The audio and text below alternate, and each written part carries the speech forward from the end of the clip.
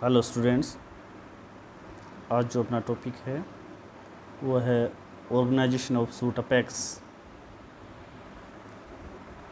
हम आप प्लांट्स के अंदर अपेक्स की बात करें या एपिकल की बात करें तो वो प्लांट्स का ग्रोइंग पॉइंट होता है, जिसके कारण से प्लांट्स की लंबाई में वृद्धि होती है या उसके एक्सेस में या उसकी प्राइमरी बॉडी का निर्माण होता है। अब हम इसकी प्लांट्स की जो लंबाई में वृद्धि होती है किस प्रकार से होती है, कैसे बनता है, इसके लिए कई थ्योरीज दी गई, कई प्रिंसिपल हैं वो प्रस्तुत किए गए। जैसे पहला प्रिंसिपल है एपिकल सेल थ्योरी। जैसे कि नाम से ही पता है कि शीर्षस्थ कोशिका सिद्धांत, अर्थात एक सिंगल सेल जिसके विभिन्न भागों में विभाजन होने के उपरांत पूरी प्लांट बॉडी का निर्माण होता है। चूँकि एक सिंगल सेल से होता है, इस कारण से हम इसको एपिकल सेल थ्योरी कहते हैं। इस थ्योरी को सबसे पहले जो पुट किया वो थे हॉफमिस्टर, जिसको नगेली ने सपोर्ट किया। कोशिकाओं के जो विभाजनशील है कोशिकाओं को के समूह को, जिसको हम टिश्यू कहते हैं, नगेली ने विभाजनशील कोशिकाओं को मेरिस्टेम कहा। उन्होंने ये बताया कि एक सिंगल सेल होती है, एक सिंगल कोशिका होती है एपिकल पार्ट में, उसके विभिन्न तलों में विभाजन होने से जो कोशिकाएं बनती है उसके व्युत्पत्ति यानी व्युत्पत्ति होने से पूरे संपूर्ण प्लांट्स का निर्माण होता है। इस प्रकार से उन्होंने सिंगल सेल थ्योरी दी कि एक कोशिका से पूरी होल प्लांट बॉडी का निर्माण होता है। बट इस सिद्धांत को ठीक तरीके से सभी प्लांट्स पर नहीं समझा जा सकता। हालांकि कुछ लोअर प्लांट्स हैं, जैसे एल्गी है, ब्रायोटेडो है, इस पे हम समझ सकते हैं, बट इसको सभी प्लांट एंजियोजिम्नोस्पर्म है उसके अंदर हम अच्छी तरीके से ये सिद्धांत है वो नहीं समझा पाता। इसके और एडवांस समझाने के लिए बाद में आया स्टोजन थ्योरीज। इस थ्योरी को 1870 के आसपास हिंस्टीन ने इसको प्रस्तुत किया। उसने ये बताया, हिंस्टीन ने, कि इसके 3 रीजन होते हैं। जैसे कि इस डायग्राम में हम देख पा रहे हैं, इसके 3 पार्ट्स हैं। एक सेंटर में है, एक सबसे आउटर है और एक दोनों के बीच में है। सबसे बाहर वाला जो पार्ट है वो डर्मेटोजन कहलाता है, जिसको हम त्वचाजन कहते हैं। सबसे आउटर मोस्ट है uniseriate layer and give rise to the epidermis of stem and epiblema of root. यानी ये यूनिसेरेट होता है, एक पंक्ति मोटा होता है और उसमें एंटीक्लिनल डिवीजन होते हैं, अर्थात अपनतिक विभाजन होता है। सामान्यतः इससे एपिडर्मिस का निर्माण होता है। सेकेंड आता है इसका पेरिब्लेम। पेरिब्लेम है वो सेंटर का पार्ट है और जो आउटर का पार्ट है उनके बीच का मिडल लेयर कहलाती है। इस कोशिका के विभाजन होने से या इस लेयर के विभाजन होने से या इसके पार्ट से विभाजन होने से इसमें कोर्टिकल पार्ट बनता है, कोर्टेक्स का निर्माण होता है। हालांकि इसके अंदर जैसे हम देख पा रहे हैं, जो अपर वाला जो पार्ट है, अपर वाले पार्ट में केवल एक कोशिकीय मोटा होता है, परंतु जो नीचे लोअर जो पार्ट है उसके अंदर मल्टीसीरेट होता है, बहुपरतीय होता है। इससे हाइपोडर्मिस, कोर्टेक्स है, एंडोडर्मिस है, अर्थात ग्राउंड टिश्यू का निर्माण होता है सामान्यतः। इसके बाद में आता है प्लीरोम, सबसे इनर मोस्ट है।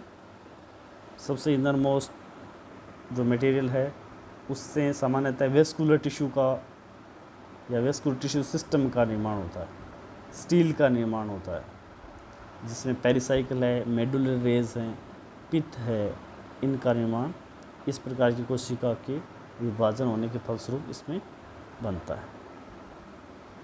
अब ये जो थ्योरीज दी गई, इस थ्योरीज का सबसे वीक पॉइंट ये रहा कि जो हायर प्लांट्स होते हैं, एंजियोस्पर्म्स वगैरह या जिम्नोस्पर्म है, उसके अंदर इन तीनों स्तर यानी ये जो डर्मेटोजन है, पेरिबलम है, प्लीरोम है, इन तीनों के अंदर स्पष्टतः विभेदन देखने को नहीं मिलता इसमें। इसके बाद में ट्यूनिका कॉर्पस है, जिसको 2 पार्ट हैं, एक ट्यूनिका है, एक कॉर्पस है। जैसे कि डायग्राम में दिखाई दे रहा है हमें, सबसे जो आउटर पार्ट है वो ट्यूनिका है। ट्यूनिका के एंटीक्लिनल डिवीजन होने से एपिडर्मिस बनती हैं और कुछ पार्ट है वो कोर्टेक्स का भी बनता है। इसमें ट्यूनिका के द्वारा कुछ पार्ट कोर्टेक्स का भी बनता है, यानी आउटर कोर्टेक्स पार्ट भी बनता है, एपिडर्मिस बनता है, आउटर पार्ट है वो कोर्टेक्स का भी ट्यूनिका से बनता है। बाकी ट्यूनिका के नीचे कॉर्पस का पार्ट पाया जाता है। कॉर्पस से शेष पार्ट यानी कोर्टेक्स भी पाया जाता है, बाकी पूरा स्टीलर सिस्टम है वो इससे बनता है। कॉर्पस का जो कोशिकाएं होती हैं सेंटर वाली, उसके विभिन्न तलों में विभाजन होता है। विभिन्न तलों में विभाजन होने के बाद में कोशिकाओं के समूह होता है, उसके बाद में उसमें डिफ्रेंशिएट होता है। लेकिन ये जो थ्योरीज दी गई, इस थ्योरीज का सबसे पॉजिटिव पॉइंट ये है कि ट्यूनिका और कॉर्पस के मध्य जो सीमा रेखा होती है वो सुनिश्चित नहीं होती, वो सुनिश्चित नहीं होती। ट्यूनिका कॉर्पस जो थ्योरीज है वो स्मिथ के द्वारा दिया गया। इसके बाद में आती है हिस्टोजेनिक लेयर थ्योरी। जैसे कि ये नाम से ही पता है कि लेयर थ्योरी यानी परत। तो डरमेन ने 1947 में इस थ्योरीज को दी गई। इस थ्योरीज के अकॉर्डिंग ये बताया गया कि इसमें लगभग 3 परत होती हैं, 3 लेयर्स होती हैं, L first, L second, L third, L four भी हो सकती हैं कुछ प्लांट्स के अंदर। और इन्हीं परतों के विभाजन होने से इनमें परतें बनती है, भिन्न भिन्न पार्ट्स बनते हैं। जैसे ये एल फर्स्ट है, सबसे आउटर मोस्ट एल फर्स्ट है, तो आउटर मोस्ट है तो एपिडर्मिस का निर्माण होगा। और उसके बाद में उसके नीचे एल सेकेंड है, एल सेकेंड है, उससे हाइपोडर्मिस का निर्माण होता है। और उसके जो बाहर है वो एल थर्ड है, जो वेस्कुलर टिश्यू और पित्त का निर्माण होता है। तो इस प्रकार से हम हिस्टोजेनिक जो लेयर थ्योरी है उसको डरमेन के द्वारा हिस्टोजेनिक लेयर थ्योरी दी गई।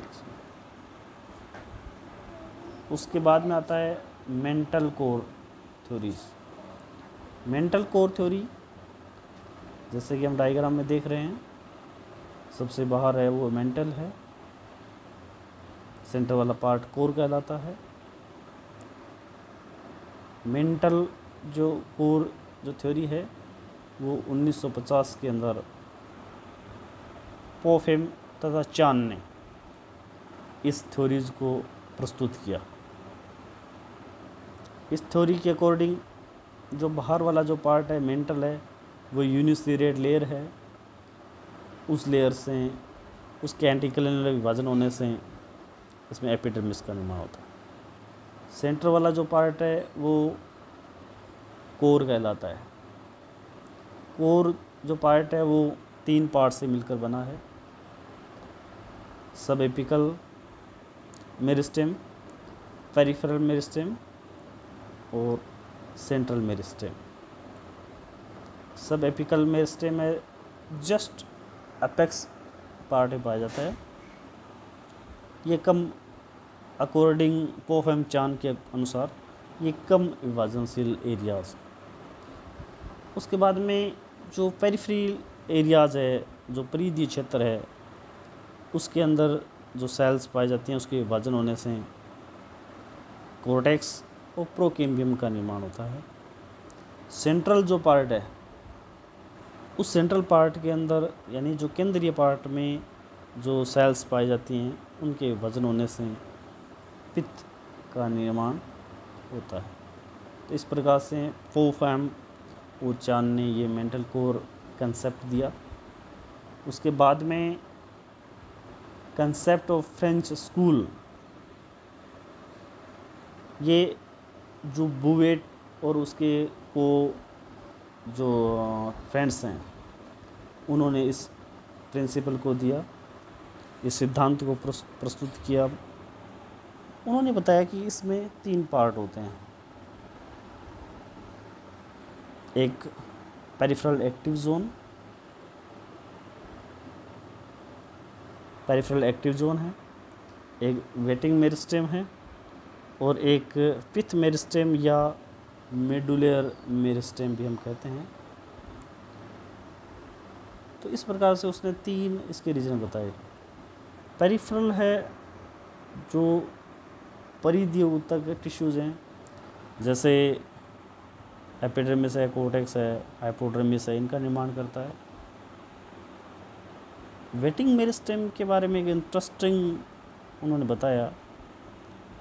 बताया कि जो आउटर और जो सेंट्रल पार्ट उनके बीच में स्थित होता है, अर्थात जो पिथ मेरिस्टेम या मिडल मेरिस्टेम और जो वेटिंग मेरिस्टेम है उनके, ये उन्होंने ये कहा कि ये फ्लावरिंग के समय ही एक्टिव होता है, फ्लावरिंग के रिप्रोडक्शन के समय ये एक्टिव होता है और फ्लावर का निर्माण करता है। और इस मटेरियल को भी उन्होंने 2 पार्ट में डिवाइड किया। एक तो प्रोमेरिस्टेम स्पोरोजिन और एक प्रोमेरिस्टेम रिसेप्टेकुलर, और सेंटर में पाया जाता है वो पिथ मेरिस्टेम जो सेंट्रल पार्ट का, अर्थात प्लांट्स के जो सेंट्रल पार्ट में पाए जाने वाले जो टिश्यू हैं जैसे पिथ है उसका निर्माण करता है। इसके बाद में कंसेप्ट आता है न्यूमैन कंसेप्ट। न्यूमैन कंसेप्ट ने ये कहा कि जो एपिकल टिश्यू है उनके विभाजन होने से जो प्राइमरी बॉडी बनती है प्लांट्स की, वो किसी एक थ्योरीज के द्वारा उसको हम नहीं समझा सकते, किसी एक प्रिंसिपल के द्वारा स्पष्ट नहीं कर सकते हैं।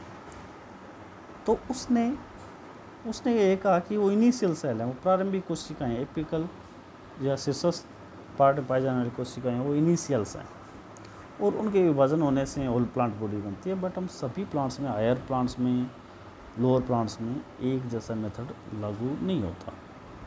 तो उन्होंने 3 टाइप्स बताए, 3 प्रकार के उन्होंने कहा, जिसमें एक मोनोफ्लेक्स है, सिम्प्लेक्स है और ड्यूप्लेक्स है।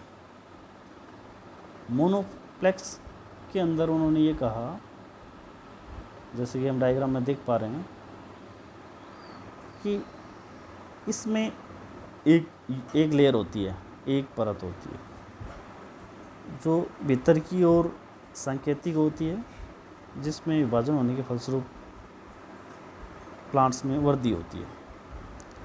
चूँकि उन्होंने कहा कि मोनोप्लेक्स में एकल या सिंगल लेयर होती है, एक परत के विभिन्न प्रकार के विभाजन होने से प्लांट की वृद्धि होती है। तो इस प्रकार का जो मेथड है वो मेथड फर्न्स में बताया, फर्न्स में, कि इस प्रकार के जो मेथड है वो फर्न्स में या लोअर प्लांट्स में ये लागू होता है मोनोफ्लेक्स टाइप। यानी एक जो स्तर होती है, एक लेयर होती है, उस एक लेयर के विभिन्न प्रकार के विभाजन से होल प्लांट का निर्माण होता है या लंबाई में वृद्धि होती है। सेकेंड जो थ्योरी दी वो दी सिम्प्लेक्स की। सिम्प्लेक्स में उन्होंने बताया, जैसे कहा कि जिम्नोस्पर्म में ये लागू होता है। उन्होंने कहा कि एक या एक से अधिक परत इसमें पार्टिसिपेट करती हैं,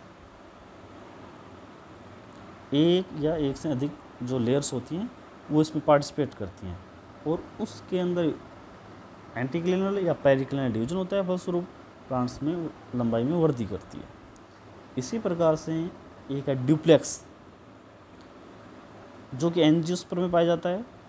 एंजियोस्पर्म में 2 या 2 से अधिक लेयर का इसमें भागीदारी होती है, जिसमें वजन होने से प्लांट्स की लंबाई में वृद्धि होती है।